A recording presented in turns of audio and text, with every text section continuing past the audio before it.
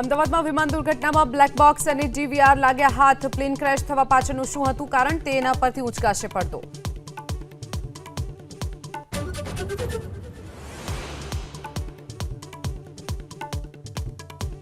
પૂર્વ મુખ્યમંત્રી વિજય રૂપાણીના રાજકોટમાં થઈ શકે છે અંતિમ સંસ્કાર. પુત્ર ઋષભ રૂપાણી અમેરિકાથી પરત પહોંચ્યા ગાંધીનગર. આજે ખાનગી શાળાઓ બંધ પાડી પઠવાશે શ્રદ્ધાંજલિ.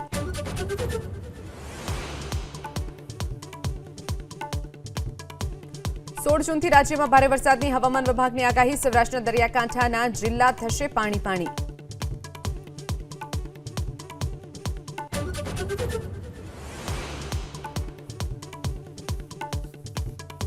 રાજ્યમાં 751 ગ્રામ પંચાયત થઈ સમરસ. સૌથી વધુ ભાવનગરની 102 ગ્રામ પંચાયત સમરસ.